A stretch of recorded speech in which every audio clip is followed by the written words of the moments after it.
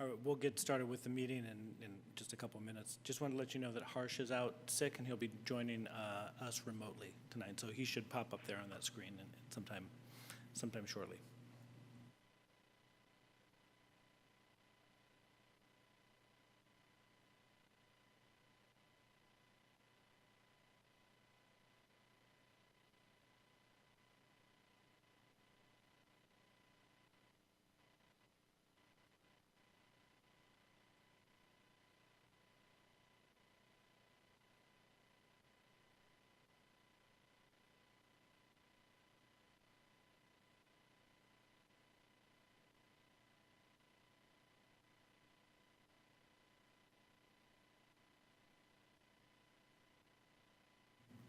And also, if all of you haven't already noticed, we have our newest member, Kobe Martinez-Moore, is here, and we'll do introductions probably during announcements.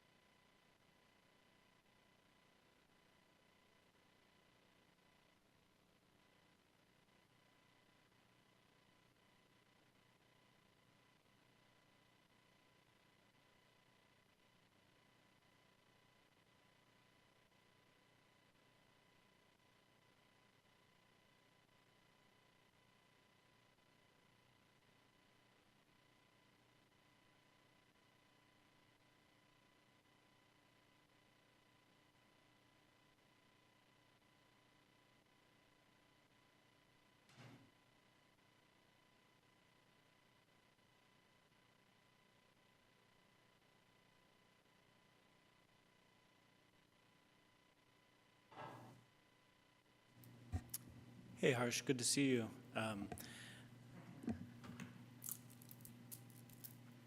Good to see you all as well. Okay, that was just a test. Mic check, 1, 2, 1, 2. All right, Emily, I think we're good to go. All right, so we will call to order this meeting, starting with roll call. All right, Member Baldwin? Here. Member Carlton? Yeah, make sure you turn on the microphone Here. by pressing the green button. And then It's been a whole month. Member Wan? Here. Member Moore? Here. Member Shaw? Here. Chair Chen? Here. Before we get started, our member Shaw is participating remotely and has a couple of things that he needs to acknowledge and say as part of the protocol for attending meetings remotely. Thanks, Jeremy. So as part of the Brown Act, I just want to share, the reason why I'm participating remotely is that I potentially have a contagious illness, and also disclosing that there is no other adult in the room with me currently. That's all. All right, thank you. Next, I would like to read the land acknowledgement. The City of Albany recognizes that we occupy the land originally protected by the Confederated Villages of Lejean. We acknowledge the genocide that took place on these lands and must make strides to repay the moral debt that is owed to the indigenous people, specifically the Ohlone tribe. We thank them for their contributions, which have transformed our community and will continue to bring forth growth and unity. The City of Albany commits to sustaining ongoing relationships with the tribe and together build a better future for all that now make this their home. The next item that we are going to review through is the approval of our minutes, and it seems like there is 2 months or 2 meetings worth from July and September to review and approve. And what was the reason why the 10th, the July one, was because? The reason why is that we didn't officially get a second, and I wanted to make sure that we voted on that one more time we approved the minutes, somebody made a motion, but I neglected to ask for a second. So in order just to make it official, the minutes are there again so that we can make an official motion and a second tonight.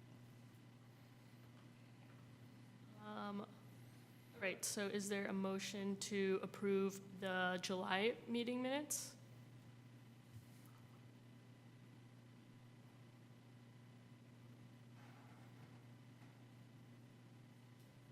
I'm sorry, I don't see the minutes from July. They're attached to the agenda. If you look at the, Which one is it?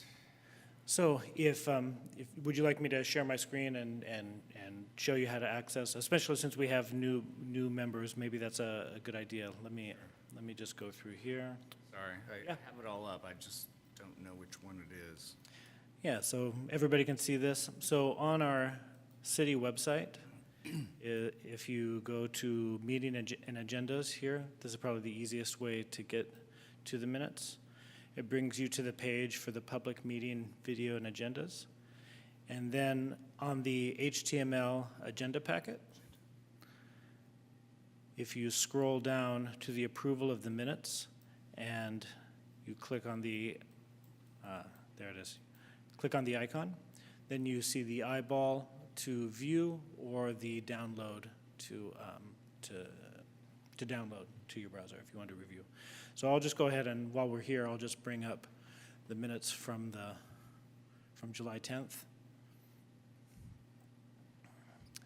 Everybody here, with the exception of Member Moore, reviewed these at the September meeting and voted to approve them. We did not get a second.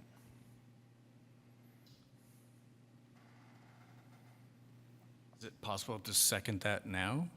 We just need a new motion to, and you could even do a motion to approve both sets of minutes and then get a second. That'd be appropriate too.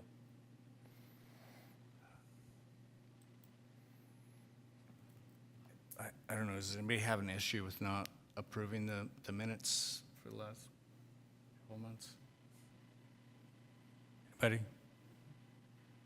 I motion to approve the last 2 months of meetings. I'll second that. All right, we have a motion and a second. Okay, I'll do a roll call. Member Baldwin? Here, didn't we do this? Yeah, it would be yes. Yes. This is on the motion to approve both sets of minutes. Okay. Yeah. Here. Member Carlton? Yes. Member One? Yes. Member Moore? Yes. Member Shaw? Yes. Chair Chen? This is for both of them, right? Correct. Okay, yes. All right. All right, great.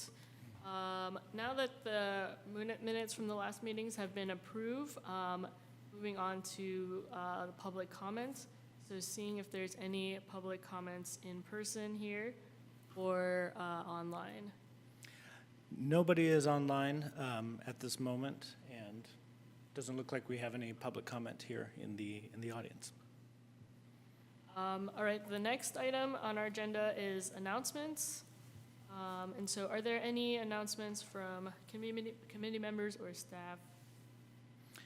Well, I can go ahead and start. I've got a couple announcements, but first, I'd like to welcome Member Kobe Moore. This is their first meeting with us. It was going to be in October, but unfortunately our October meeting was canceled. So welcome. My name is Jeremy Allen. I'm the staff liaison. This is Keenan. He is a former staff liaison to the Arts Committee. He's here tonight for the Creative Justice Project. And maybe we can do a quick round through our people here, including Harsh, to do a brief introduction so that, we can acquaint Member Moore. I'm Julian, he, him, and I'm a junior in high school. Brad Carlton, recently retired, graphic artist, et cetera, et cetera. I'm Emily, she, her, and I'm a graduate student at UC Berkeley. I'm Melanie, she, her, and I'm a senior at Albany High. Should I introduce myself? Can you hear me? Okay. So I'm Kobe Moore, he, him. I am currently working for the Alameda County District Attorney's Office. I am the policy maker and grant writer for the DA's office. It's nice to meet all of you. Welcome. And Harsh, go ahead. Hey, welcome. My name is Harsh Shah. This is my second year on the Arts Committee. Pronouns are he, him, and I work for a company named Canva, which people use to design things. And great, thank you, everybody. Couple announcements. Just wanted to let you know that we are under contract for an update, refresh on our City of Albany website, so I'll be working on that over this next year. So we're doing our official kickoff with our city staff and going through the entire process of not too much redesign on the front end, but a major overhaul for the CMS inside. And we'll be using this as an opportunity to really build out a more comprehensive section of the arts on the city side. I know that it's deficient in some ways, and we're going to look at some quick corrections that we can make now, some updates, but hopefully having a more user-friendly experience for everybody and more informative chunk of information. And then also, Keenan was going to bring this to us at the October meeting, but he shared it with us tonight. But the City of Albany, from the Best of Albany contest in September, has won the Best Community Center Gallery for arts here in Albany. So maybe we could pass this on to Brad, since he's the gallery manager, and hang it up in a place that makes sense to you, or share it with Emily. This is awarded to the best. Best gallery space in Albany. Oh, okay. Yeah. Or maybe this can be like a communal trophy where every month you can pass it around to the next person. But those are my two announcements for tonight. Thank you. I thought it was the best community center in Albany. I was like, is there more than one? Can I add to that at all? Yes, please. I just want to thank everybody's help for getting our second show up. If you haven't seen it, it's in the library foyer. It's nice. It's very beautiful. And adding on to that, I would like to make some recommendations for some rewording to our artist submissions, because I think there's a little inconsistency there, and just to be, crystal clear as much. Working on that now, especially after this last experience, so you and I should connect this week, and I've already got some of that stuff started already. So Ooh, okay. let's we can talk about that. Okay. Okay, great. Any more announcements?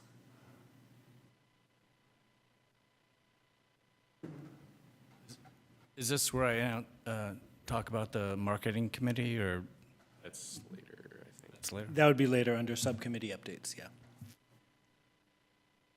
Watch your screens. Okay, if there are no more announcements, then we can move on to presentations. We have a presentation from Member Guan on statues for equality. So I share screen now. Okay.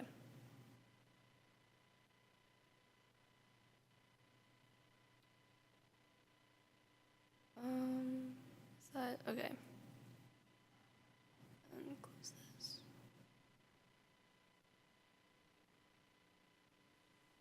Okay, so hello. My goal today is to share with you about a project called Statues for Equality, and it was introduced to me by Councilmember Jordan. And for the past month, I've been following up with this organization about installing some kind of memorial dedicated to a woman of significance in Albany. And yeah, I think they're worth looking at because their mission is quite profound. So Statues for Equality is a project that aims to improve gender parity in public monuments worldwide. They want to install a public monument in Albany to reach their goal of gender equality in public sculptures across the globe by 2030. and it's important for a multitude of reasons, including its ability to normalize the success of women, and it can change the stigma around the worth and place of women in society, and it's important for young girls to be able to see themselves in a position of empowerment.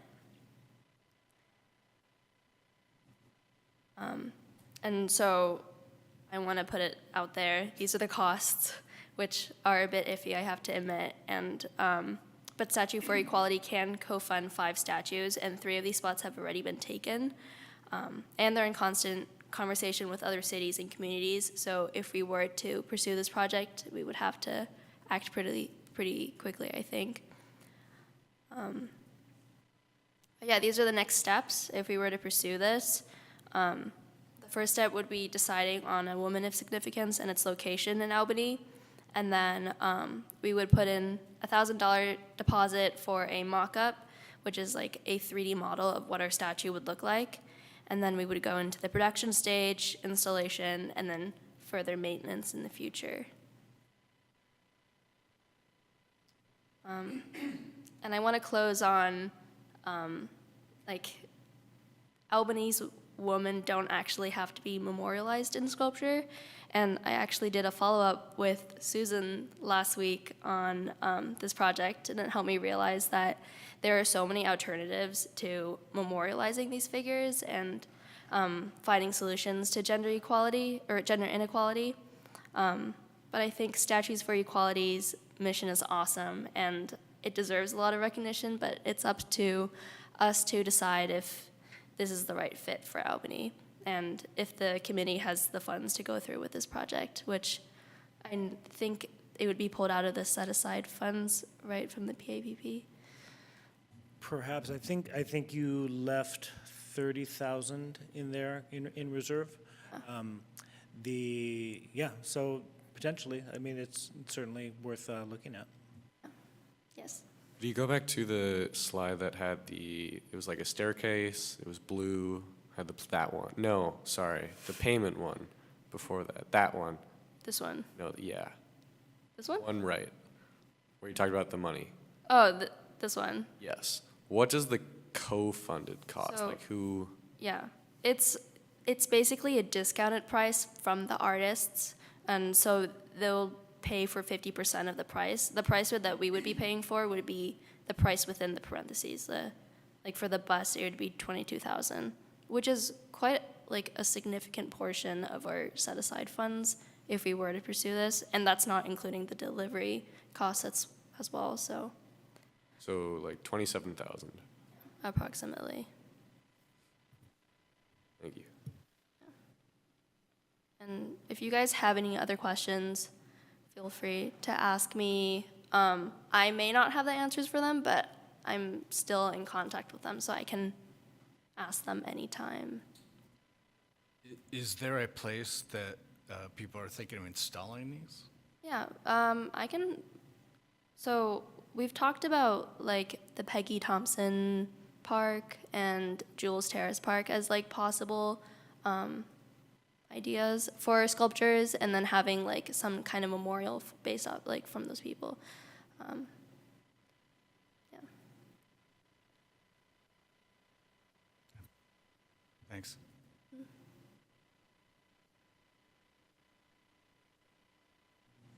And just one question. These would be women in history from around the world that could be, or is this specifically for an Albany person of significance? It can be any person, but the ideas that we've thought of so far have been women from Albany. Yeah. They can be like women who have like been in Albany and then like gone off into the world to do like amazing things, or. And this is one company and one artist. This is not a service, and they go out to different artists. This company is the artist. Yeah, I believe so.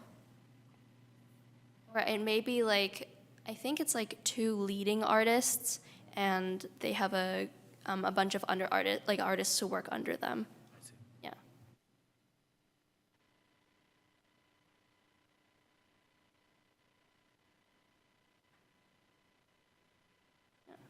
What, you said you have thought of some potential people to include for this? Who were the people that you had? I'm gonna pull up a list really quickly. So give me a second. We've thought of Jewel Akawachi as an option for Jewel's Terrace Park, Peggy Thompson for the Peggy Thompson Pierce Street Park, and then maybe the Ocean View woman, who were the, if you guys know the origin story of Albany, yeah, Fending off Berkeley. yes. Trash. Yeah. And then, The women who showed up with shotguns to keep guys from dumping crap into the bay, basically. yeah, Pardon my language. Oh, who's the first person? Jewel Akawachi. And what was the Jules Park? Jewel's Terrace Park, Thank you. there's also the issue of like artists, or sorry, like these people's families not wanting to have statues, like permanent bronze statues of them in these places. So that's also another issue to think about.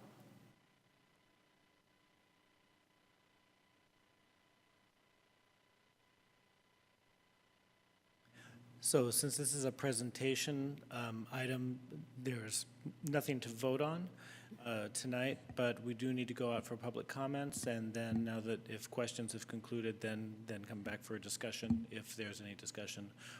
Mainly an information item, and this could be agendized for further discussion at a future meeting.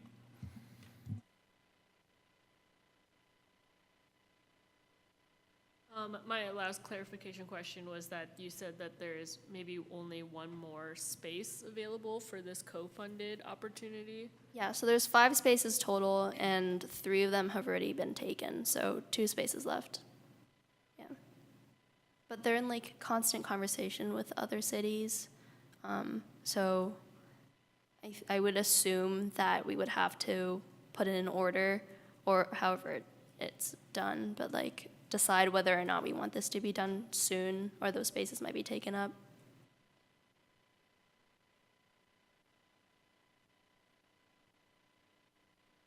Any more clarifying questions? Any public comments either in the room or online?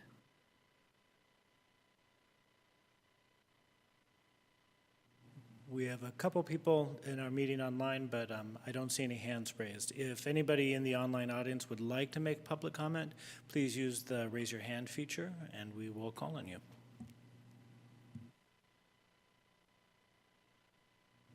No hands here. Okay, so any discussion around this or suggestions of how to go forward with this? I like it. It's the costs that I think is the main issue, definitely. I totally agree with that. It seems pretty cool, but the cost is pretty high.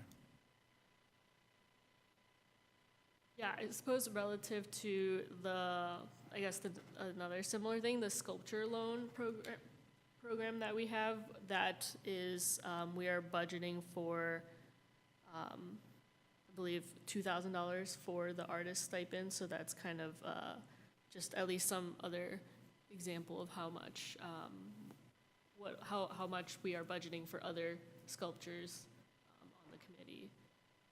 So, I think that we could do some more research onto some of the costs for this and how reasonable this amount is. 'Cause I have no idea.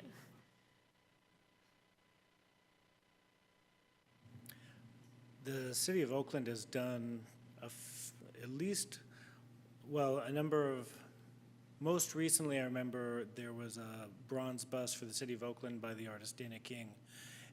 I think it was inaugurated last year, I believe, of Huey Newton. And I think it's DeFremery Park. Anyways, and she's done a number of bronze sculptures here around in the Bay Area. Might be worth seeing what cost estimates are for local artists to see if there was any sort of cost comparison, whether or not supporting somebody local or somebody who is kind of, already part of the East Bay community, perhaps, and see if it was comparable. Maybe not, I don't know. We did look into Scott Donahue, who created the Berkeley Big People bronze sculpture. Like, I don't know if you guys remember, but like above the freeway. And comparatively, the prices aren't too bad if we're talking about like a small bust compared to like a large 28 feet high sculpture. So, and that was made like in 2009 or 2008. So, yeah.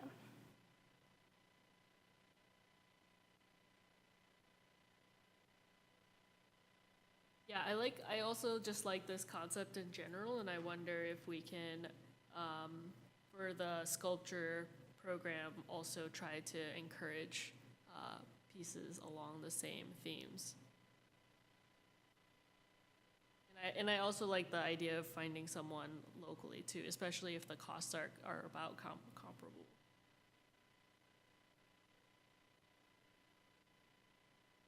I'm going to agree with that.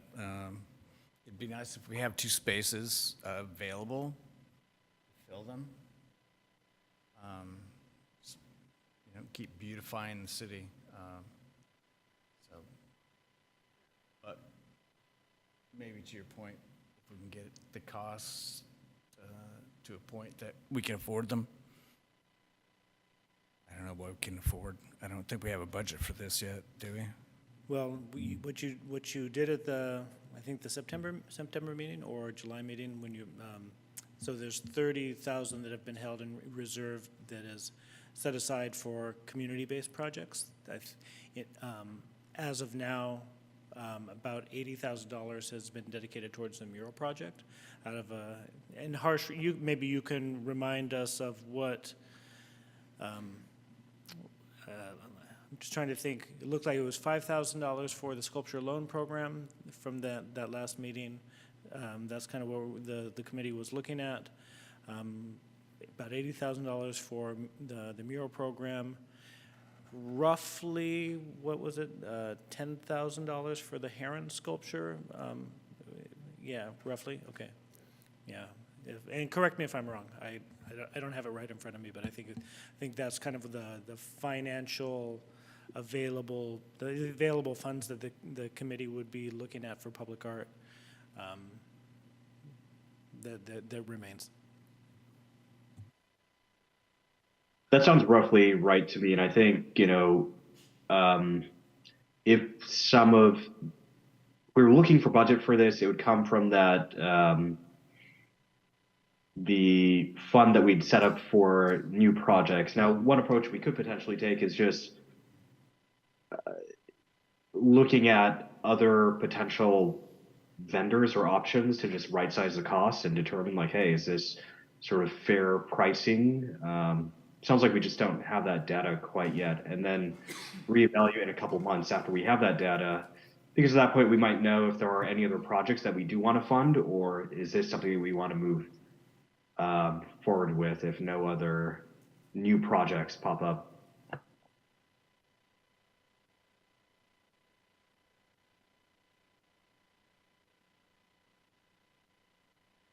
I really like the suggestions of the people and the places you've put forth so far, too.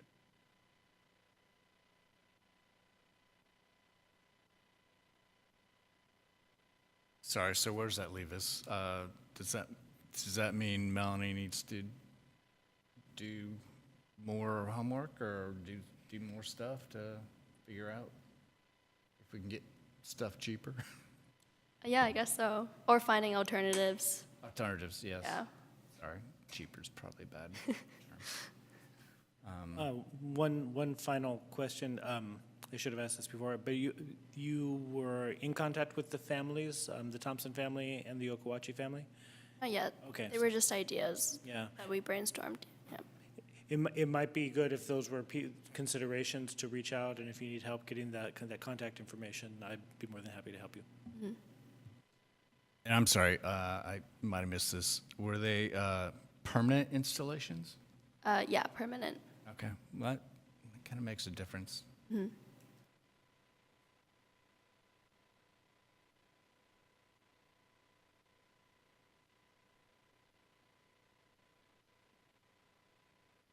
Great.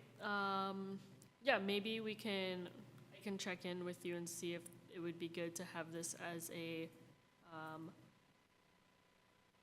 discussion, possible action at the next meeting, right? Or would it be under presentation? No, I think if there were, probably discussion would be appropriate. If at the next meeting there's room and Chair, you want to add it on, it looks like something that is worth considering. Further discussion is warranted, yeah. Great. Thank you for the presentation, Member Guan. There's no other discussion around this, then we can move into our next section, which is the Creative Justice Art Project. And I think that we will review and discuss the art proposal with the artist. Yeah, thanks. So I'm going to just briefly introduce Keenan McCarron, who is the recreation staff, runs the senior center, and was the previous liaison to the Arts Committee for a year and almost 2 years, yeah. And so he's joining us tonight to kind of walk us through the creative justice art overview and process. Yeah, overview and process. Yeah, since he had a first-hand run with the experience of getting this program off the ground. The artist Susan Moffett is joining us tonight, and after his part of the presentation, she will present her project, and it'll be for the community to, for the committee to review the project with the artist, ask any questions. We'll go to public comment and have a discussion. Ultimately, the committee will be making a decision to move forward as is, make some recommendations for modifications, or to abandon the project. Those are the three options that you would have in your decision-making tonight. So feel free to ask any questions, and I'll hand it on over to Keenan. Thank you. All right, well, it's good to be back. I'm going to go ahead and share my screen.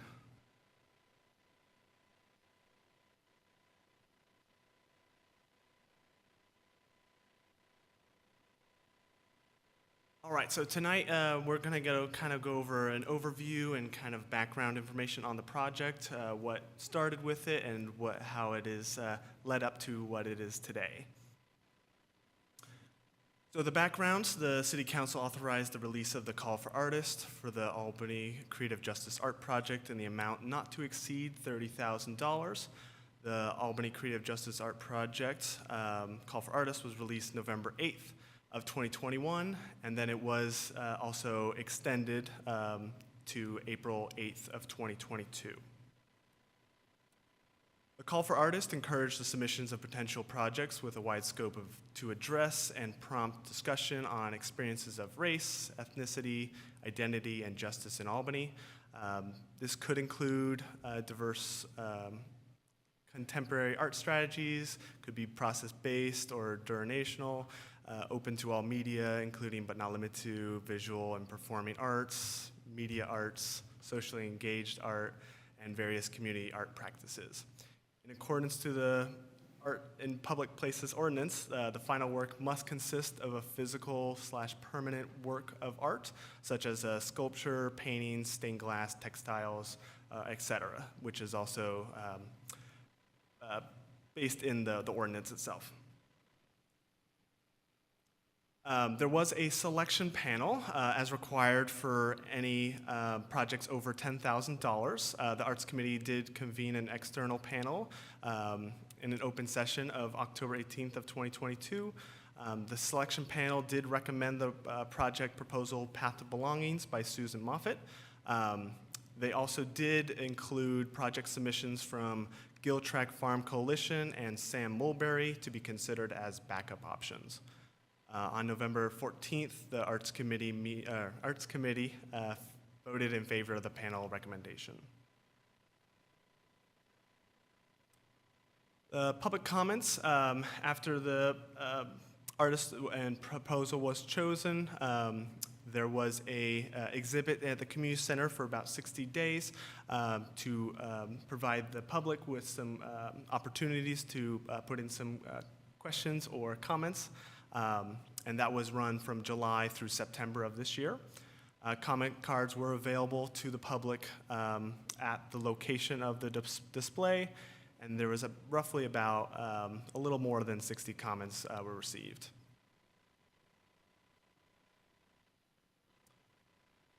So the Path of Belongings generally meets the requirements for the call for artists. It includes mostly socially engaged art in accordance to the Art in Public Places Ordinance and described in the call for artists. The final work, like I mentioned, must consist of a physical or permanent works of art. And that we will discuss about that today. So according to the process outlined in the master plan, the Arts Committee is to conduct an interview with the artist, which we are going to be doing today, after she does kind of go over an overview of her proposal itself. And so we're going to base the criteria found in the Public Art Project Standards of Review, which we do have in this presentation afterwards, which we can always pull up for reference as well. Like Jeremy said, the committee may decide to make a motion to approve the project, to move it forward to the council for final approval, request additional information from the artist, or to recommend the project to be abandoned. If additional information is requested from the artist, the staff liaison will put the project back on the agenda for review once the requested information can be made available. So like I said, we can bring this back up, but this is some of the criteria for the standards of reviews. But we will come back to this. But I would like to introduce and bring up Susan Moffett and to talk more about her proposal. You can go over to the podium over there. Thank you. Hi, my name is Susan Moffett, and I use she, her pronouns, and I really appreciate the chance to present Path to Belonging, which is my idea for a public art creative justice project in Albany. I can't see what's on the screen. Is there a way for me to, oh, there we go. Okay, fantastic. My idea for this project is that the Ohlone Greenway is a really important gathering place, and it's a kind of spine through Albany that should be a path to belonging. And it's a place for us to think about the connections that we have with other communities.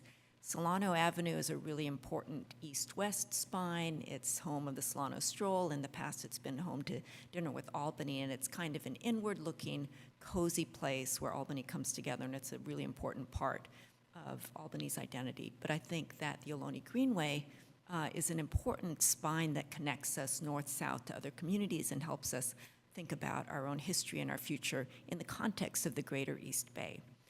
So I was really excited about thinking about it as a place both to display art and also to have public conversations about the identity of Albany, who belongs, who is included, and how we can learn more about our history in order to imagine better futures.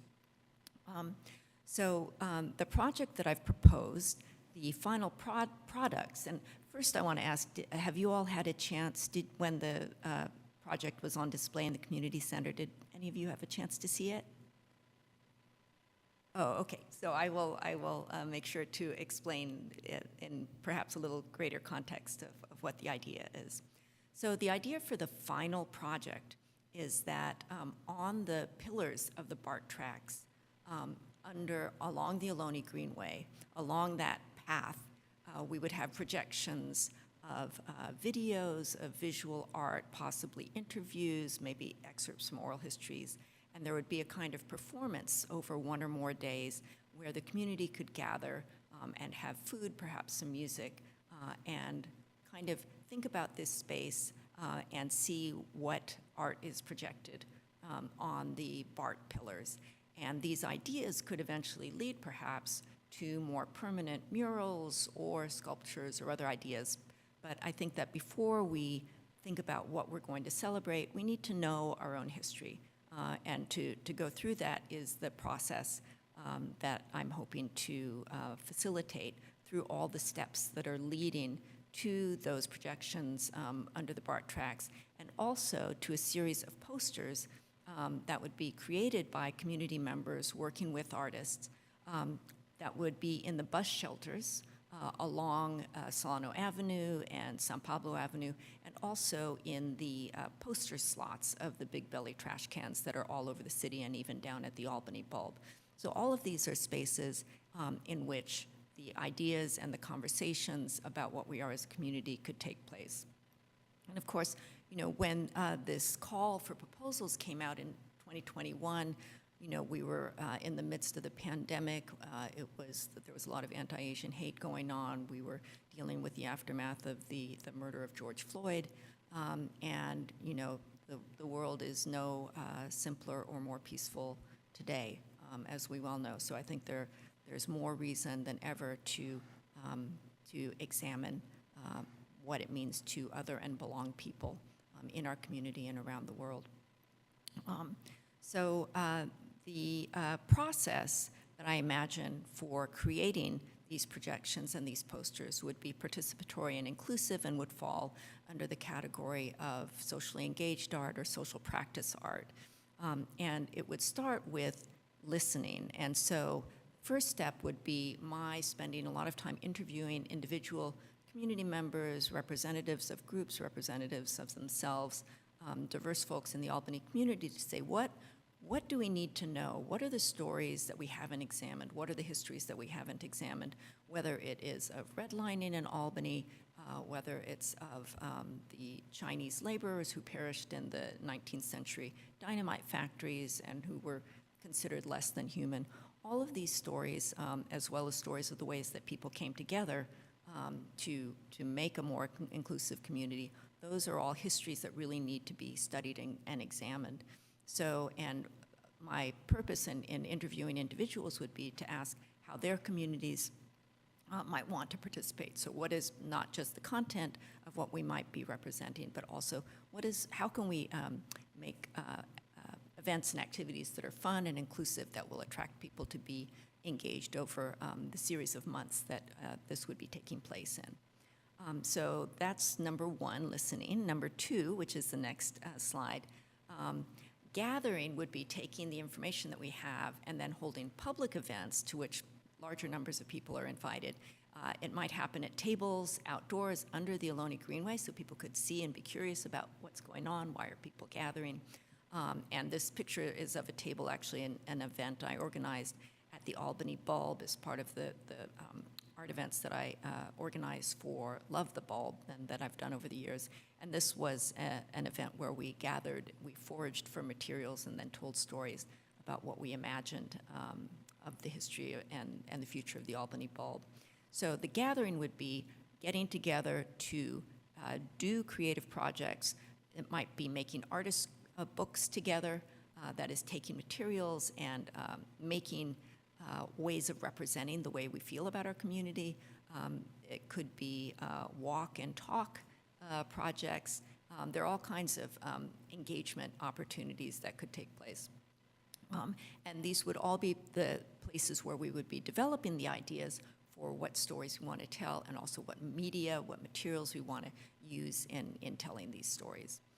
So after the gathering would be the next step, which is the making. And so the making includes the kind of prototyping, the brainstorming that happens through the process of making. And I want to emphasize that these activities, which follow a lot of what I've done in my the program that I lead called Future Histories Lab at UC Berkeley, and also the projects that we've done out at the Albany Bulb. It's not for people who are good at drawing or think of themselves as artists. It's to make it possible for everybody to participate, because everybody's ideas are valuable. And so we would draw on the strengths of whoever is at the table. And we would then develop these ideas into designs for posters and projections. And the next step then would be the sharing. And the picture is of a kind of one-to-one sharing, which can happen in community conversations. But really, the sharing would be the performance of the projections and the installation of the posters. And for the creation of the projections, I'm working with some really experienced projection artists. Robin Lasser, who's professor of art at San Jose State, Olivia Ting, who does really great projections for many performances, operas, stage productions, as well as the Oakland Museum, really fantastic projection artist, and Craig Hobbs, who's especially experienced in doing outdoor projections. So working with these artists, then we would create the final product of the projections. And then finally, the next step is continuing. So really the most important end product that I see, although we will have the projections, we'll have the posters, the long-term, oh, I guess this, I sent you a file without the photo, sorry about that. It's the long-term relationships. So that is what is permanent. That is what is not ephemeral. Because there's a saying that there is nothing as invisible as a monument, right? We all know places in cities where there are statues of men on horses or some historical something or other that thousands of people walk by every day. But how do you get people to actually remember something? Reenactment, ritual, repetition, I think is really valuable. We can see that in things like the Solano Stroll. That has meaning because it's repeated. And so I think if we can come up with what might become some kind of annual ritual, I think that would really be valuable as a permanent addition to the arts in Albany. But in addition to that, some of the permanent products would be the posters, which could be also saved and displayed permanently in the library. You may know that there's a section where there are historic photos that are anybody can kind of leaf through in kind of display sleeves that are available always there. And also we would have a permanent website. The videos would be permanent products, and those would be permanently available. And I think that the ideas would also be something that would be permanent and could be carried on into possibly murals and other art products. I'm working with a couple folks, including Pablo Paredes, who lives in University Village and is a musician and does a lot of work in social practice art. He's a doctoral candidate in performance studies at Berkeley, but he also has done a lot of work in murals and youth engagement around murals. So he's another one of the people that I'm working with. And I know one of the questions that you all will have, and also that City Council may have, is, what is the final product? And I think, if I'm not mistaken, that in the ordinance there is also mention of video and digital art. Is that right? In addition to textiles and murals and that sort of thing?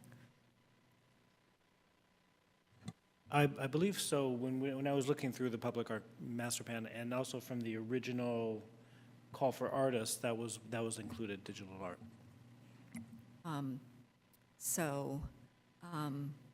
Yeah, so that's the general idea. In my other presentation, I had a few of the historic photos that were part of the display, the proposal display at the community center over the last couple of months, which were some historic photos of school photos from Cordonice's Village, which was the predecessor to University Village, wartime housing, that if you look at the 1950 photo, an incredibly diverse set of kids, much more diverse than we see today, actually, in Albany. So, and there were a number of other maps and photos that I shared with people and let them ask questions as kind of mysteries.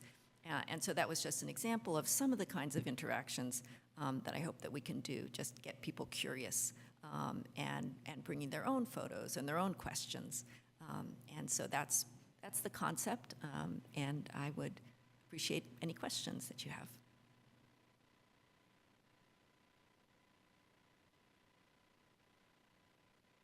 Great, thank you, Susan. Are there any questions at the moment for Susan? Sorry, yes. So I was curious, you were going to interview a bunch of people for all your gatherings. How is that going to go? Are you going to like put out a blanket, hey, who wants to come in and talk about this? Yeah, so it's going to be both an open invitation and my making sure that we're reaching, diverse audiences in Albany. So it's whoever shows up, but it's also my reaching out to communities to, for example, one starting point would be in the school district, the Black Parent Engagement Group, Familias Latinas, et cetera. There are, in the schools, there are different affinity groups that are represented, and that would be one of the places that I would start. Okay, great. And I was curious about, I love the idea of projecting art and visuals up on the BART tracks. How does BART feel about that at this point? Are they? Pull up the photo of, there's the next couple of images. There's one on Some- a tree that was really cool that I saw. That was. Yes, I have not reached out to BART yet, but apparently they are open. So these are what posters might look like in the bus shelters. And then your question was about BART, which I think might be the next photo. Anyway, so that's just Oh yeah. what it might look Okay. like. And I'm sorry, if you're going to have sound along with that, is that going to disturb neighbors and whatnot?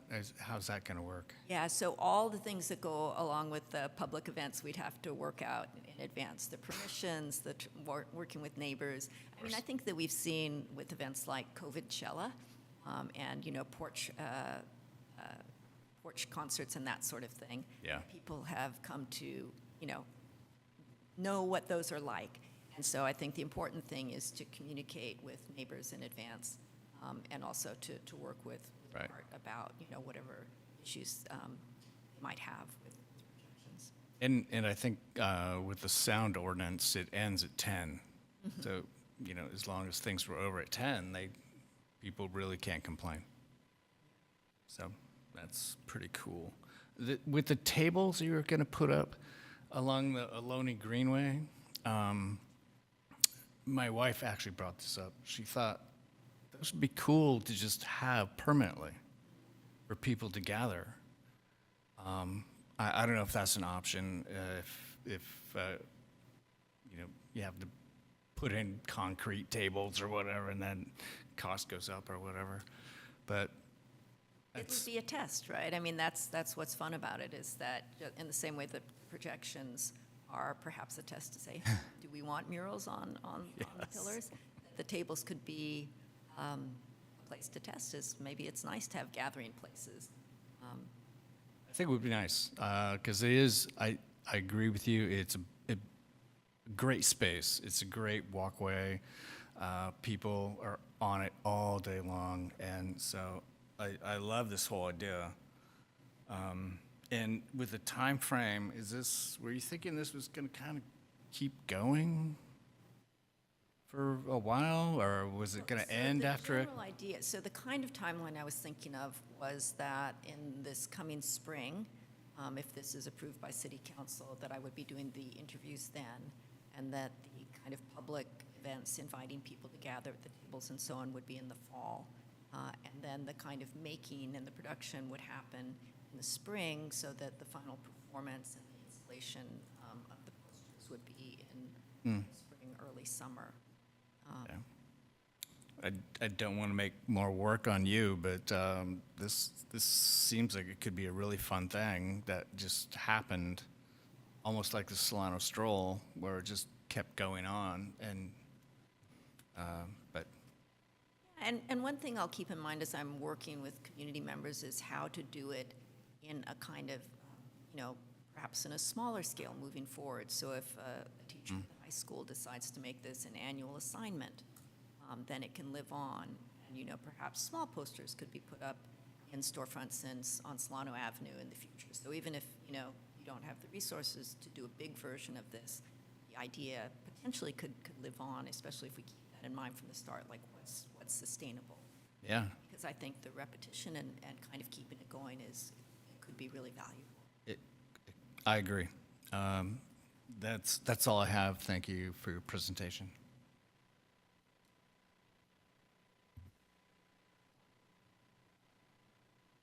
Well, I love the ideas of projections because I think digital things are just so much more engaging. But I have a few concerns about like what the projections would look like in the day, or would the projections only be on in the night where they would be visible, or have you maybe tried it out before and have they been visible in the day, or what is that like? Yeah, they would have to be in the evening. And so that would also affect, we'd be looking at when is sunset, when is going to be dark enough to actually see. And, maybe we'd have to change this, we'd have to delay until the right season to do the projections part of the project, whereas the posters could be any time. But it would need to be dark. Right. And so would the events also be like in the evening as well? Because it's like discussions on the projections, right? So.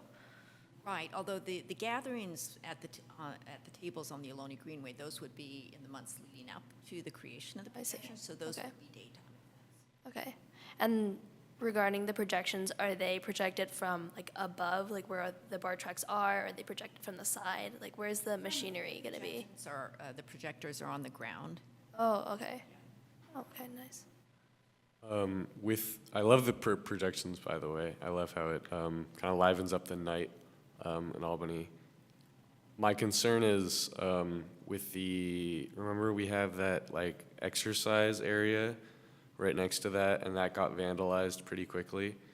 So I'm kind of worried about the actual projections, the devices on the ground.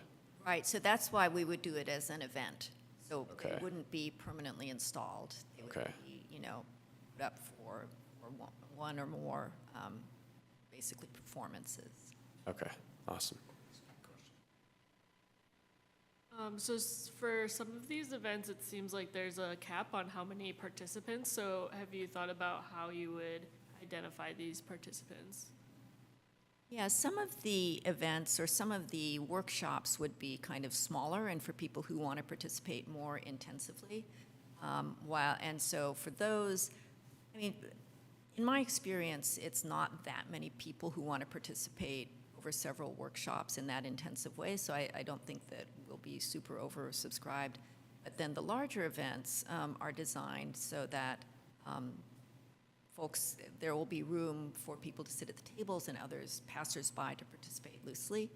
And so in my experience, making events at the Bulb, depending on how we frame what the event is, it will be smaller or larger, but it's intended to be inclusive. And I think a lot of it, in terms of the level of commitment, is self-selecting.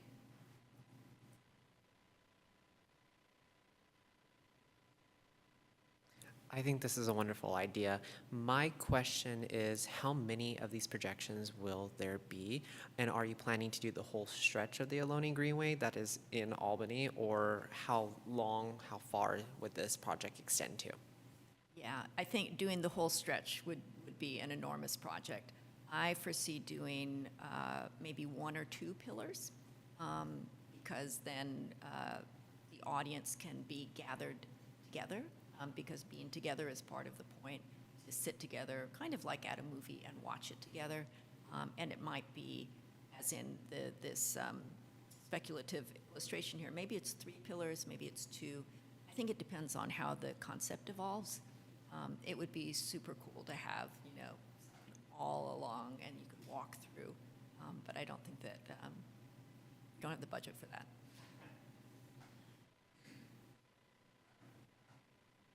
I'm not sure if this is a question for you, but do we have a budget breakdown for this project? You provided a budget breakdown, and it hit 30,000. Smack on. believe you'll see that in attachment 2. Oh, okay. Yeah, it's at the very end. 30,000 limit, yeah. Oh, Are you pretty confident with that budget? Yeah, I think, we may need to, because I want to bring in a few more artists who are not listed there. If we can save some money on the rental of tables, maybe get some donations, that there are places that we could, or if the city has tables, if there are ways that we can save on equipment and supplies, which I think I budgeted pretty realistically for, but I think that there are ways that we could save, then there will be additional artists. But, the artists who I'm working with have agreed to do this for stipends that were in the budget. I feel like the city of Albany is pretty generous. If you go to Buy Nothing Albany website, people are giving away all kinds of stuff, so you might be able to get some tables and chairs and whatnot. Sorry, that wasn't a question, but yeah, I was just going to say. any more questions? Yeah, I had a few. Right. So first, Susan, I just want to say thank you for the presentation today. I think what you've proposed is incredibly innovative and thought-provoking, and how the magic in how it engages with the community. And I'm excited that the Arts Committee gets to play a role in evaluating it and pushing it forward. One thing I want to note, you mentioned you haven't had a chance to connect with Bart yet. Deirdre Green and I are leading the Albany Murals project, and we have talked with Jennifer Easton, who's the Bart Arts program lead, about some murals that we want to put on some pillars on the Albany Greenway. And we did bring up your project as part of that conversation. It does sound like Bart is open to it as well. So just wanted to share that, and happy to connect you if you haven't already met with Jennifer.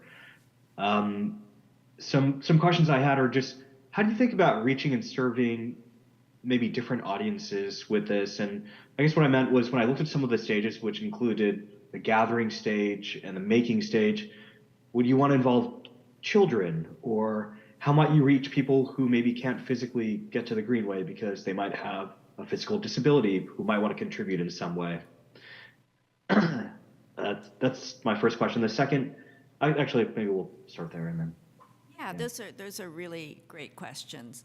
And as far as reaching people who can't come out or maybe prefer not to come out, I want to make sure that one of the groups we're including is introverts, who often have really wonderful ideas, but may not want to be kind of out in public doing things, or may not want to jump into the highly participatory nature of what we're doing. I think there are ways, both online and in person, that can engage folks. I've worked with a performance maker named Erica Changshuk, who creates a lot of one-on-one performances designed for one person, and she's done really fantastic work during the pandemic with elders, and connecting people one-on-one to listen to their stories and help them express their ideas. So I'd like to include some of those kind of more intimate opportunities that would be either in person or virtual. And I think that a website that would be a place to collect and share people's ideas is one option for that. This is, it's not designed primarily for children. I definitely want a lot of participation by high school students. And I think that there will be opportunities, because for parents and children together, to work on these, especially the kind of brainstorming projects and the posters. And I think that I really want to kind of pull together a core of folks who can connect us to the school district at all levels. Because again, back to the question of something permanent, finding a way maybe for elementary schools to every year do some project, some art about belonging that gets displayed on Solano Avenue or somewhere, that could be really great. And what I'd like to do is work with teachers and school staff to talk about what would work for them. So that's kind of how I'm thinking about participation by different age groups. And I think you had another question that I didn't answer. Thank you for that. Yeah, the second is with regard to making this a permanent piece of art. I think you shared a few ideas about how that could happen. I think you shared posters as an idea that could live on as part of the project. Are there other ideas that came to mind? And then how are those? Are they already accounted for in the budget that you've proposed as well? Yeah, so for example, I mentioned this would be a great way to come up with ideas for murals on the pillars if we wanted to do murals later, but it's not in the budget. So paying the artists and paying for the paint and the permits and everything else that you would need to do the murals and thinking about maintenance, that is not in this budget. So. Thank you. Speaking of murals, one thing that we are looking at as part of the Albany Murals Project is putting murals on the BART pillars, on the Greenway. And so I imagine that the Arts Committee could coordinate with you on, the right pillars for your project and for ours as well. Yeah. Right. Yeah, we can not cross paths. We don't want to be projecting on. We need kind of a blank slate, so we won't be projecting where the slate is no longer blank. But another idea is, the question of vandalism of projectors is a serious one, but there might be a way of, if there were electricity available, to installing something that makes it easier to do the projections, like on an annual basis, like some kind of, I don't know, just putting in the infrastructure so that if there were an annual call for projections, that then you could have different projections on an ongoing basis. So it'd be like an annual showcase, which allows kind of for more ideas than just, murals are permanent, but I think it's attractive to people to come and see what's new. And so I don't know if that's feasible, but there may be ways to make it easier to do. And this will be an experiment, right? This is kind of a prototype to see what might work. But I think that would be kind of cool because they are such great canvases. I actually really, really like that idea. Just the different, the changing art over time. I love that. But do you think it might be possible to fasten the projectors like on the bottom of the BART tracks, maybe? I don't know the answer to that. I mean, one of our goals could be to answer some of these questions. With this budget, we definitely cannot, Yeah, of course. attach. And I think the permitting questions with BART would be extremely complicated. I have a background in permits, so I'm Yeah. I don't know about that. But I think we can answer how hard is it to do this and what would make it easier. And what would it cost just to have, and where is there currently electricity available? These are things we will find out. Yeah. Chair, I've got a couple questions from staff, if that's okay. Would the website be upon launch of the project and like a tool for engagement throughout the process, or a culmination at the end? It would definitely be a tool for engagement from the start. And then, just in looking at the budget, you've listed videos. Would those be professionally produced videos, or some sort of documentary film about the project that is viewable, or would these just be like iPhone kind of clips along the way as like a visual collage of what happened? So first, there's the videos that would be projected that kind of are the artworks that are on the pillars, and that's separate from the storytelling videos, which would be they would be not professionally produced because that's not in the budget, but they would be. That's precisely what I was asking. I didn't see a video production budget. I was just curious. Yeah. So it would be kind of iPhone homemade people's own storytelling. And there's a possibility that we could do a workshop to help people with some of that. I think the trick to producing a video like that is having somebody interested in following from the start through the end. Just, this may become out as part of discussion, but perhaps there would be some interest within the Albany Film Fest or the Friends of the Albany Twin community that is kind of recently populated to get some additional volunteers, you know, invested from the beginning, that might be able to turn into something else towards the end. That would be awesome. It's actually a good point because the Albany Film Fest just lost their theater, basically, so they're looking for any place to probably display their work. Then there also was a category specifically for Albany for the last 13 years of the festival, so this is very Albany, so there's a collaboration possibilities. And I had a question about, would you be the person vetting all this work so it's appropriate and it's Yes, I would be in charge of coordinating and, yeah, okay? overseeing everything. Thank you. How would you be receiving these videos? Like, would it be a submission through the website or a social media post, or what are your ideas on that? Yeah, I mean, we need to set up some folders with adequate storage and, you know, an FTP site or something that the details of that we'd figure out, but we would be communicating through the website and through social media about how people can share their videos. And we would have also a social media strategy for people who want to share, you know, just tidbits. We would have, of course, an Instagram account and that sort of thing.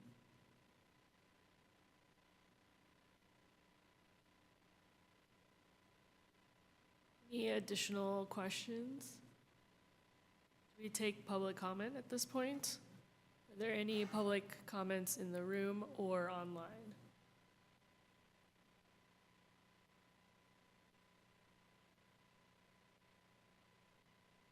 We have a few people here in the online audience. If anybody would like to make a comment, please go ahead and use the raise hand feature on your Zoom account. And I've not seen any hands raised, so I'll give it, you know, a few more seconds in case anybody wants to comment. I'm not seeing anybody raising their hand, so we can proceed to committee discussion. Thank you, Susan, for unless the committee has any other questions for the artist. No, thank you. Thank you very much. Thank you. Yes, thank you.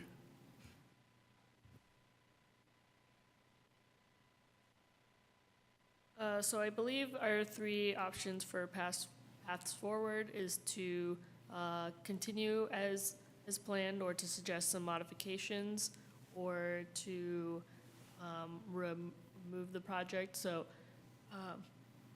any suggested modifications, or in favor of any approval or removal?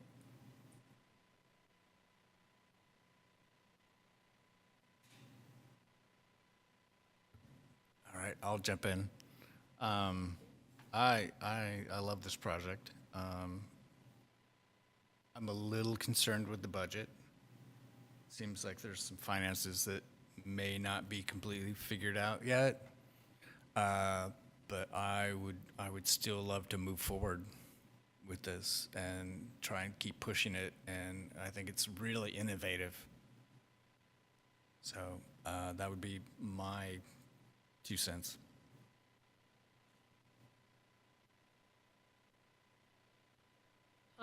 I approve. I really like the site idea too, and I am interested in seeing this being executed and going forward. So I approve of the project.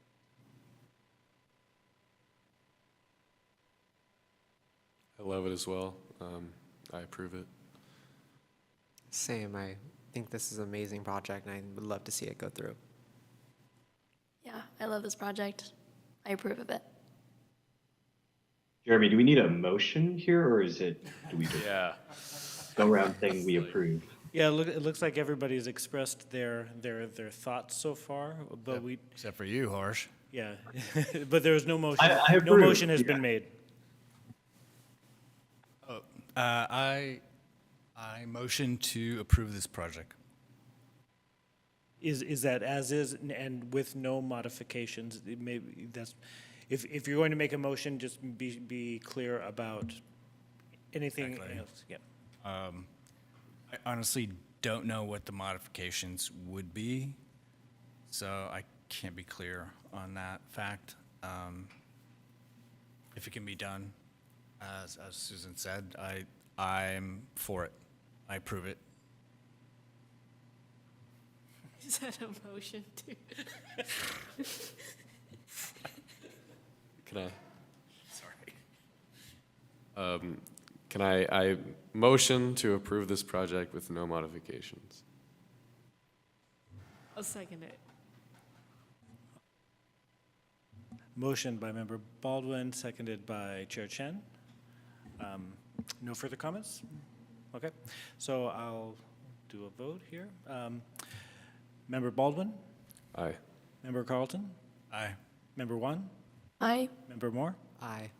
Member Shaw, Aye. Chair Chen. Aye. Okay, and unanimous approval. Thank you, Susan, for coming and sharing your project with us tonight. I will be functioning as the program manager on part of this, but I'll work in contact, in concert with Keenan to kind of do the switch over, and then we'll move forward with this accordingly. We'll need to produce a staff report, and we'll let you know when we're able to go to council with our recommendations. Thank you.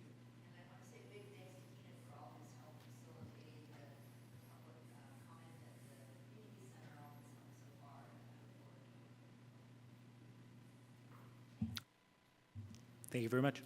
Thank you. You. Thank you. Thank you. Next, we'll move on to the subcommittee updates, if the subcommittees have them. So the first one on the agenda is the Foyer Art Gallery, which is by myself and also Brad. Just saying. It's right here. Come on. Thank you. Our first exhibit as a team went great. Our second exhibit is up and running. If you haven't seen it, please go by the library. It's beautiful. His photography is absolutely beautiful. I am lining up the third person for installation in January. And we should probably start looking for new submissions to pick out the remainder of the artists, probably at least 2 or 3 for the next year, 2024. And thanks for all your help. So that's it for the gallery. What about the language? Do we need to talk about the language? Yeah. Sites? Jeremy is working. Yeah, so send me any, I am in the process of revising the application form and standardizing the text and also putting that into a digital format. Reviewing what we have currently and making sure that it's clear. And then with that, I'm going to take the suggestions that were provided at the last meeting where everybody was here for the updates to change the language on the website. I have not done that yet. So what I'll probably do is just work with the subcommittee, since basically the city applications and forms, that's city admin work. Not really purview of the committee, but I'll take any of your recommendations for those staff change or. I have it on my list to help with that. Yeah, sure. So we can just, since you're the gallery manager, we can just communicate directly with the subcommittee and with staff to get that done. Yeah. And then we'll bring it back just for an update to the committee once it's completed. Yeah, I don't think it's a huge rush right now, since we've got somebody lined up, and I've been Yeah, communicating with her, and I'm sorry, I apologize. I always forget to CC you on everything. Well, it's okay. I think what we had is a convergence for these first galleries of everybody new doing it at the same time. So now that, you're a well-seasoned gallery manager and I'm a well-seasoned arts committee, and Joy is a well-seasoned staff member at the community center, I think we'll be fine on these next Okay, ones. Yeah. great. Did we want to ask about what the committee thought of the nudity definition? Well, yes, I think that's going to be part of the wording Oh, okay. in the new updates. Oh, okay. I have thoughts on that. I'm sure you do. I'll send what I have. I have not done anything on it yet, except for in my head. But I think Jeremy and I are going to work on that, and you'll be involved as well. Okay, so that's just something we'll settle between. I think that's okay, isn't it? Yeah, that's what you have the subcommittee for, yeah. Okay.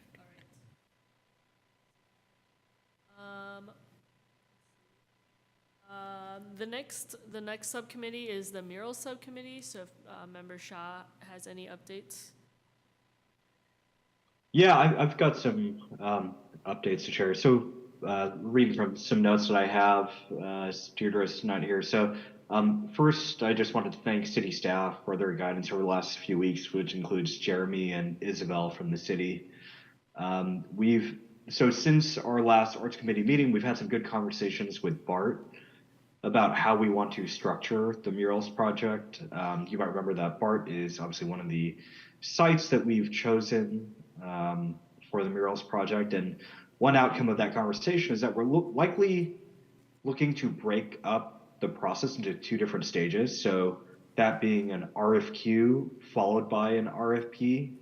And the difference here is that in the initial stage, we're going to ask people or potential artists for qualifications, right? And then we'd like to winnow it down to, let's say, 3 artists or so to whom we'd provide a stipend for submitting a proposal, because the idea that we would ask artists to submit a proposal for art to go for a mural without compensating them could raise issues of equity. So in order to make things fair, in order to make them more inclusive, we'd start with a request for qualifications where people list out other places that they have exhibited and other examples of work that they've done, followed by a narrowing of the process for a stipend-based RFP. The second is around the phasing of the overall sites. I think we're likely looking to do them in 2 phases, starting with BART as the first location of the first phase, and then taking the learnings from that first implementation into the second phase. As part of the next steps, Jeremy has told Deirdre and I that he has access to a registry of artists that might help us get started for essentially a pre-qualified list of artists from Alameda County that are, that we might be able to choose from for the RFP process. And so he's going to be pursuing that path and sharing that with us. Jeremy, I don't know if you have anything you'd like to add there.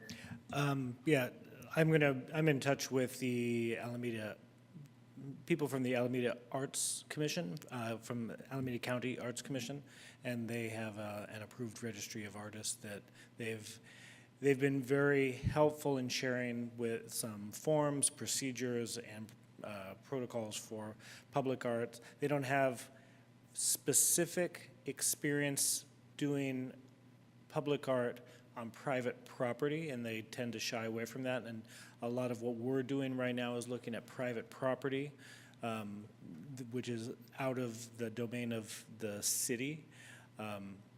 So that we have a few hurdles to look at in that regard, but we've had some really good, positive conversations with how we can address that. And Harsh and Deirdre can talk a little bit more to how they're working with other cities who have some additional information about that.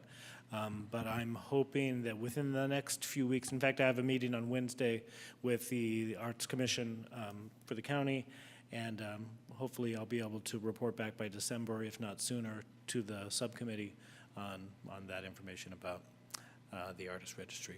Or we create our own registry of artists here for Albany in that request for qualifications. And just to add to that, as another follow-up that's going to happen is that I'm planning to set up a meeting with the BART Arts Program lead, Jennifer Easton, so that the city of Albany and BART can kind of discuss some of the details about the project, and we can essentially get a handshake on both sides about what the next steps look like moving forward together.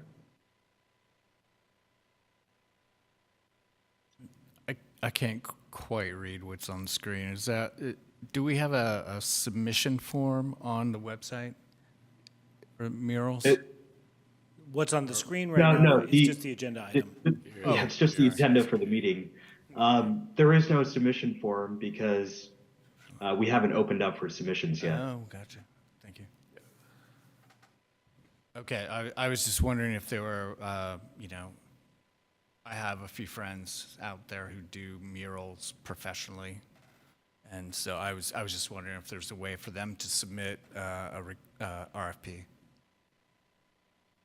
I would say, and Harsh, this would probably, what we would be doing is at some point in the near future, doing a request for qualifications, an RFQ, where it would be an open call to receive submissions from artists who would have the qualifications that the committee deems appropriate for creating art in public spaces, and then they would be invited to apply. And there's no fee for that part. There's no fee to apply, and there's no stipend for that part. From that list of qualified artists, the committee would look at that and say, hey, these 3 artists we want to receive proposals from, and then there would be a stipend for some sort of modeling of what the mural would look like in draft form. Okay, great. Thank you. Jeremy, did you say that that the Arts Commission has some sort of recommendations for ethical practices in terms of?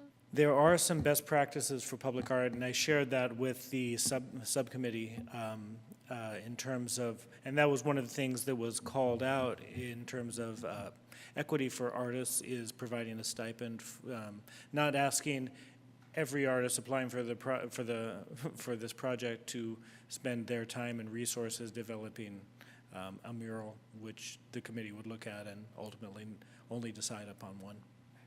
Yeah, that seems like a great resource that would be relevant for a lot of the other.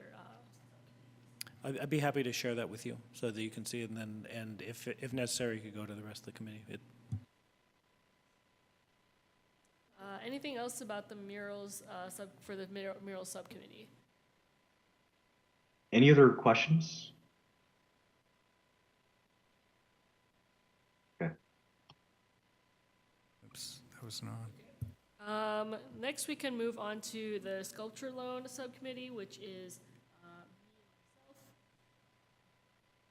So right now, I'm working on putting together the breakdown for the budget. So the budget right now has been increased from 2,500 to 5,000, and so I'm looking into the current sculpture, which is already in place right now by Jeff Downing, and that is supposed to expire actually in May. So some of the funds might have to be set aside for removing or figuring out what to do with the current sculpture that's set to expire at the end of halfway through next year, and then the remaining funds will go towards the second sculpture. Just for clarification, the $5,000 is for new work. So the $1,000 to pay the current artist, that's already part of the other contract. So not included in the $5,000 you approved. Okay, great. Thanks. So With the current existing sculpture, I'll need to work with the current artist to see what they want to do with their current sculpture, whether we want to continue the loan or remove it or buy it or they donate it. And then putting together a request for proposals for a second sculpture. And it looks like in the past, they had 3 sculpture artists that were approved, and so that's a possible avenue for people to reach out to or to invite to submit a proposal. Is there any questions about the sculpture loan? What's the old one again? What's it called? Which one is that?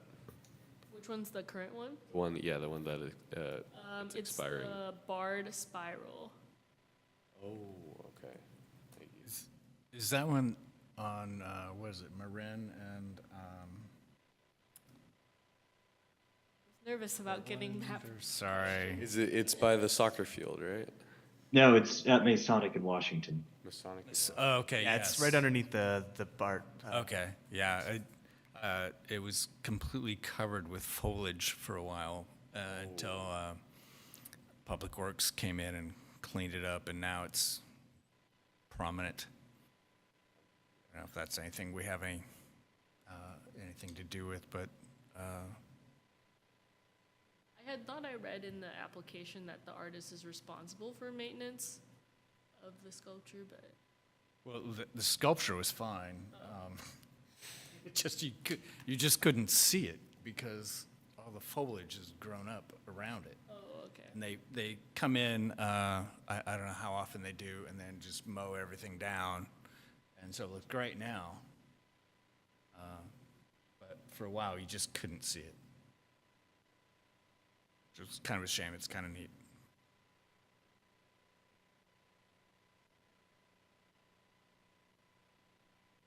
All right. If there's no other comments for the Sculpture Loan Subcommittee, then we can move on to the Arts Committee Marketing Subcommittee with member Alderman Carlton and Guan. Either of you two want to take this one? We don't have many updates. Yeah, we don't have anything. We don't have actually. anything. We are still discussing new ideas. Yeah, I think what we'd like to do is be able to put on to an agenda what this committee needs from a marketing committee that basically has no budget. So we honestly are kind of just not doing anything because we don't know what to do. Yeah, we're not doing. We're brainstorming. Yes. If you need help brainstorming, just let me know, and I'd be more than happy to set up a Zoom meeting with the 3 of you, and, you know, I can maybe give you some direction for what the city can provide in terms of our own media communication and what you may want to do to supplement letting the community know what's happening with arts in Albany. Okay, because you are the media guy, right? I am, and, you know, and it's not agendized as part of tonight's discussion, but I'd be more than happy to share some information with you. You can talk, and then, you know, if there's time on an upcoming agenda where it'd be appropriate to have a discussion, some action or a presentation or something. Okay. Talk with the chair about that. When we would just like to, put it out there with with the sculptures and the murals and all these projects, you know, how can we help, get the word out? Because honestly, Albany doesn't really know much about the public art at all. I was informing my wife about all these different things, and she didn't know. We've lived here 18 years, so whatever we can do. So we put that out. Well, the previous 3 subcommittees are all, like, the Foyer Art one has requests for submissions, and the murals and the sculpture loan will hopefully soon also have requests for proposals. So maybe some sort of, like, streamlined or, yeah, some, like, just or fixed streamlined system of distributing these requests would be something that I think will be needed very soon. Sorry, just to step back for a second. As far as proposals for art gallery people, I know I'm stepping backwards. I know we have 3 more people who had proposed something. I think it was 3. Did any more proposals go out? I think I'll have to go back. I think there's probably 3 new ones that the committee hasn't looked at that have been submitted since the last time you looked at. Oh, great. So there's Great. there's a few other artists that are in the wings here that will come back to the committee likely at the next meeting. We were thinking about doing it for the October, for the November meeting, but the October meeting was canceled. So I think I should have that together for you for the December meeting to review. Awesome. That's great. Thanks. Any other thoughts or suggestions for the Arts Committee Marketing Subcommittee?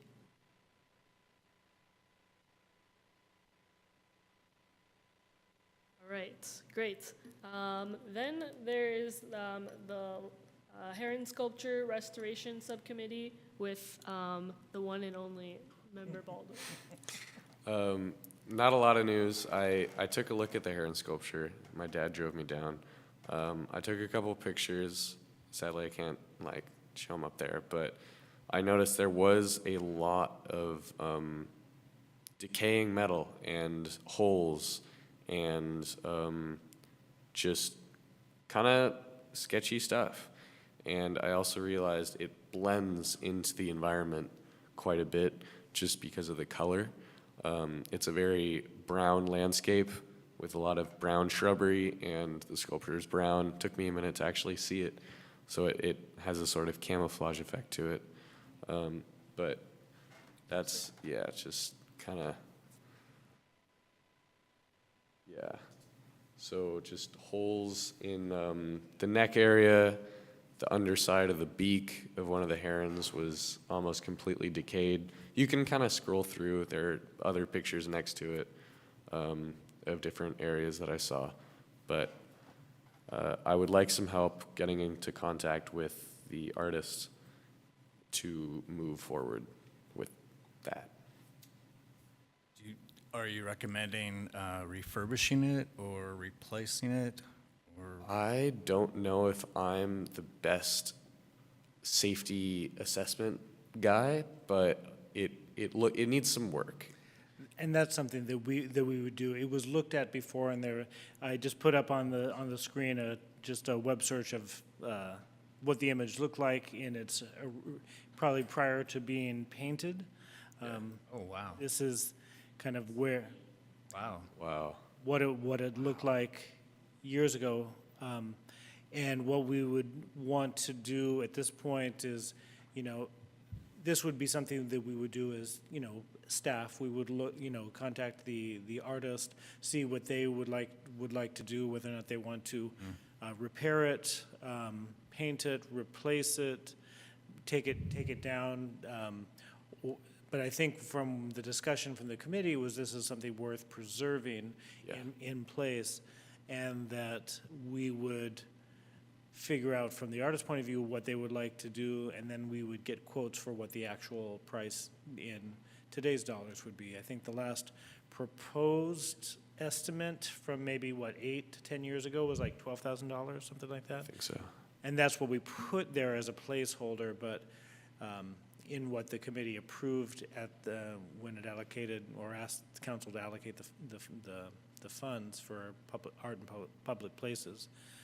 But likely that number would be more, and it will need to be updated. Do you have a picture of what it looks like now? It's not green. Yeah. Well, I think this is some of the and I think this is from Albany Patch. This is a news story from 2013. So this is 10 years ago. Yeah. Still. Crazy how green it is. Well, it's copper though, right? So isn't it supposed to turn green? No, I'm talking about the grass. Yeah. The grass. I don't believe it's I don't think it's copper. I think it's steel. But I'm not sure. I'll have to. Either investigate. way, it's changed a lot. Yeah.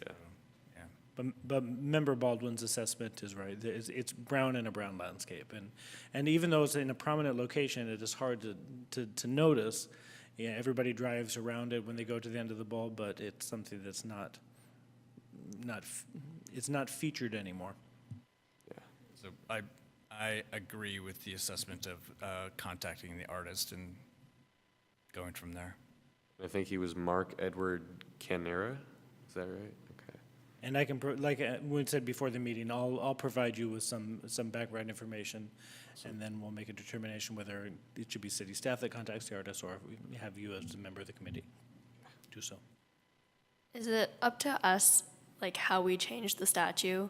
Like, do we decide if it gets spray and painted like neon green, or No, what is? that would be something that we would discuss with the artist first, and then based on what their preference would be, then we would move forward from that point.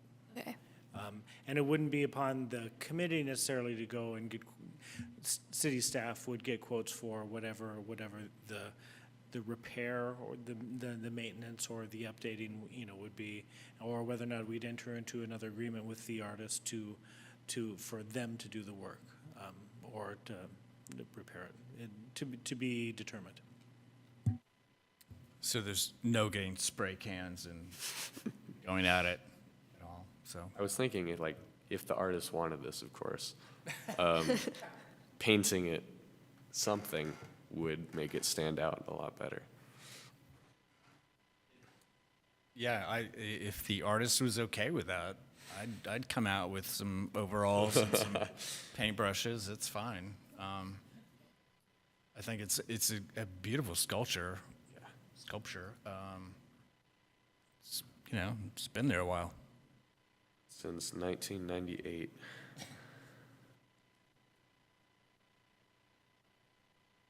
Any other comments on the heron sculpture?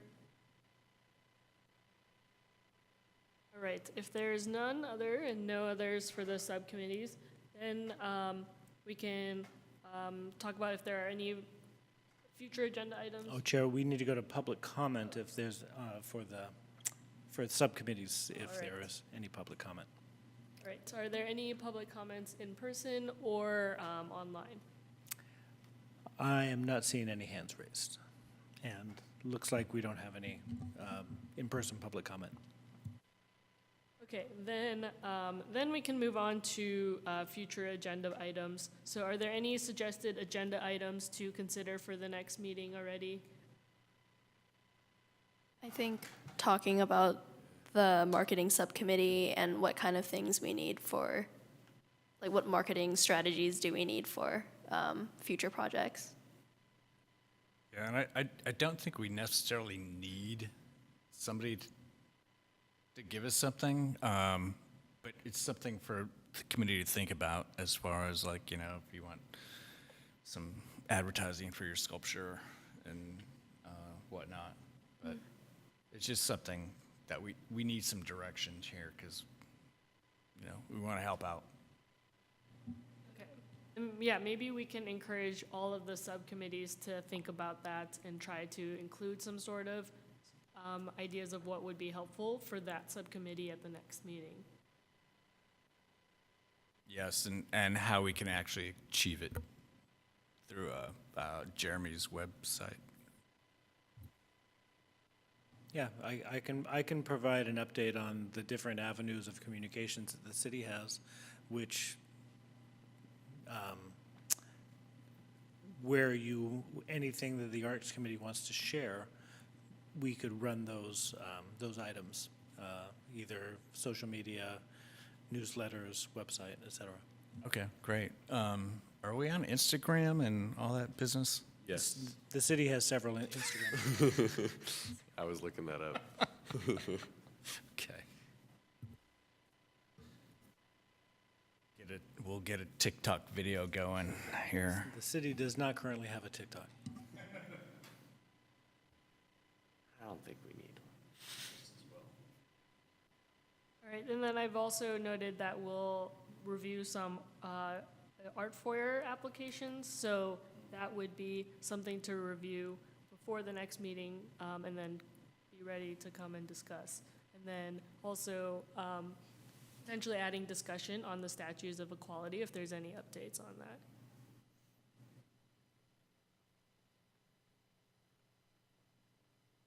Any other future agenda items, suggestions?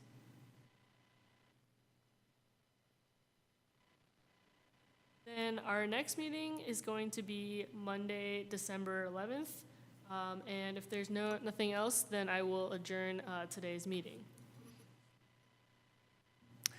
Thank you, everybody, for coming, and welcome to our new members, and we'll see you in December. Adjourned. Awesome.